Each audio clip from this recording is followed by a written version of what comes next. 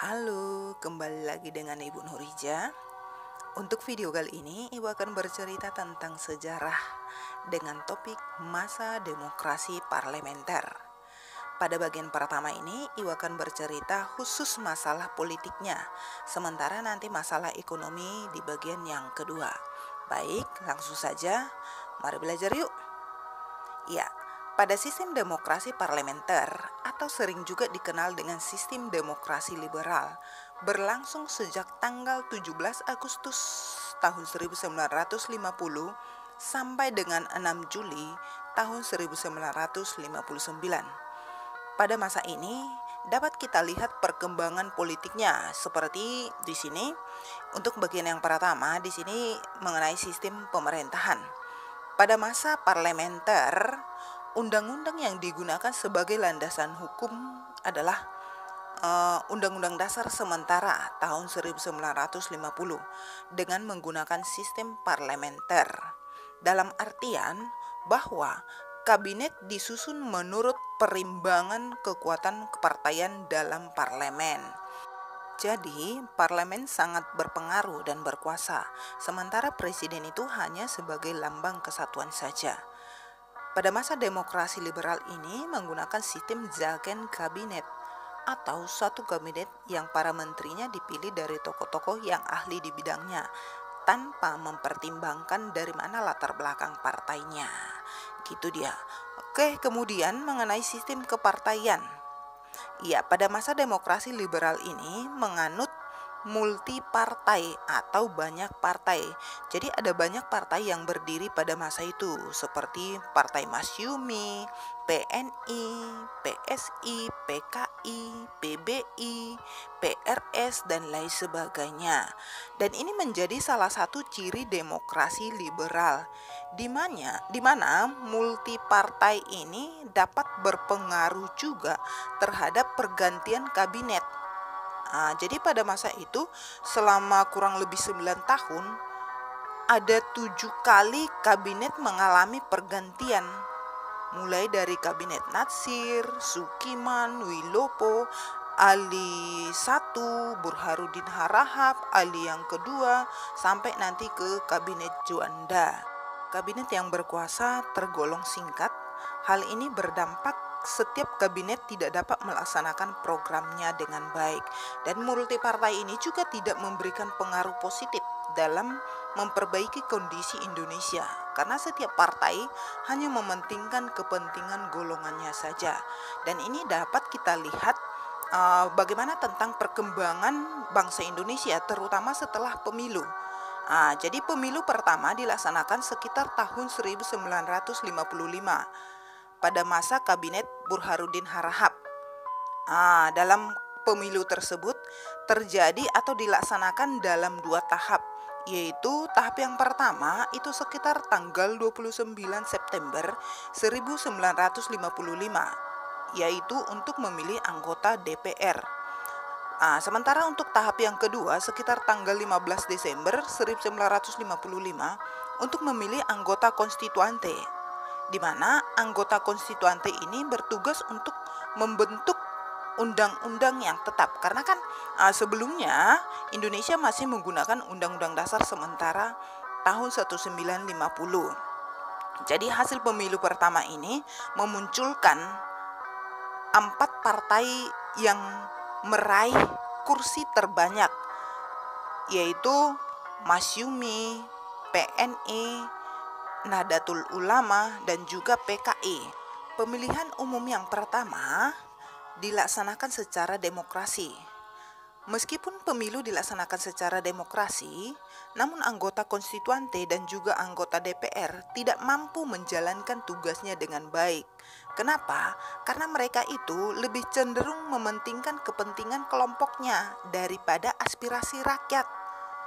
Setelah pemilu terjadilah ketegangan di dalam pemerintahan. Ketegangan itu kan akibat dari banyaknya mutasi yang dilakukan di beberapa kementerian seperti Menteri Dalam Negeri, Menteri Luar Negeri, dan juga Menteri Ekonomi. Dapat kita lihat juga pada masa demokrasi liberal ini terjadi kegagalan di dalam penyusunan Undang-Undang Dasar yang baru. Kan anggota konstituante mempunyai tugas untuk merumuskan undang-undang dasar yang baru sebagai pengganti dari undang-undang dasar sementara tahun 1950. Namun kan anggota dewan ini sudah melaksanakan sidang mulai dari 10 November 1956, namun sampai tahun 1958 belum menunjukkan perjuangan apapun. Sidang selalu diwarnai perdebatan yang berkepanjangan, sehingga kesepakatan dalam merumuskan undang-undang dasar selalu menemui jalan buntu. Kenyataan ini juga dapat menimbulkan terjadinya krisis politik dalam negeri. Krisis ini diperparah dengan munculnya beberapa gerakan separatis, seperti munculnya pemberontakan APRA, pemberontakan Republik Maluku Selatan, pemberontakan Andi Agis, Permesta, itu dia. Jadi situasi negara yang kian genting tidak membuat anggota konstituante ini bergerak untuk merampungkan tugasnya. Anggota dewan masih larut dalam perdebatan mengenai undang-undang apa yang diberlakukan di Indonesia. Nah, hal ini juga mengambil inisiatif Presiden Soekarno di dalam sidang konstituante sekitar tanggal 22 April 1959. Di dalam pidatonya, dia mengusulkan agar anggota konstituante ini menetapkan Undang-Undang Dasar 1945 menjadi Undang-Undang Dasar Republik Indonesia yang tetap.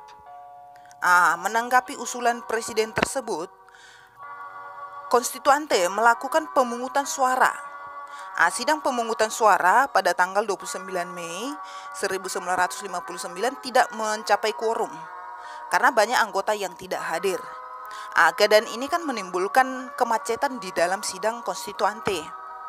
Kemudian pemungutan suara terakhir dilakukan sekitar tanggal 2 Juni 1959. Akan tetapi, lagi-lagi quorum juga tidak terpenuhi. Guna mengatasi kemacetan ini, konstituante memutuskan reses. Ternyata istirahat mereka itu berlangsung selama-lamanya gitu kan.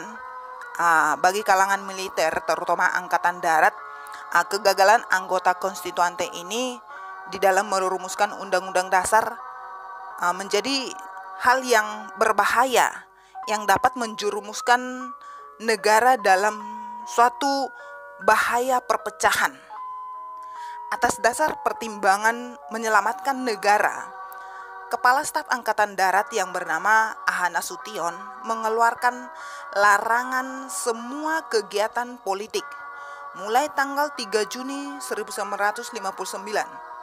Larangan itu dikeluarkan atas nama Perintah dan Penguasa Perang Pusat atau PPRPU.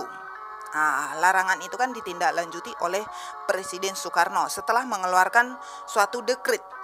Yang akhirnya nanti kan dikeluarkanlah sebuah dekret pada tanggal 5 Juli 1959 yang berisi pembubaran anggota konstituante. Berlakunya kembali Undang-Undang Dasar 1945. Tidak berlakunya Undang-Undang Dasar 1950 dan pembentukan MPRS dan juga DPAS. Dengan dikeluarkannya dekret presiden, maka sistem demokrasi liberal berakhir juga. Dan nanti sebagai tindak lanjut dekret presiden ini akan dilaksanakan penataan kehidupan perpolitikan sesuai dengan ketentuan-ketentuan di dalam demokrasi terpimpin. Baik, demikianlah topik mengenai demokrasi parlementer atau demokrasi liberal. Terima kasih, semoga bermanfaat, selalu fokus dan tetap semangat.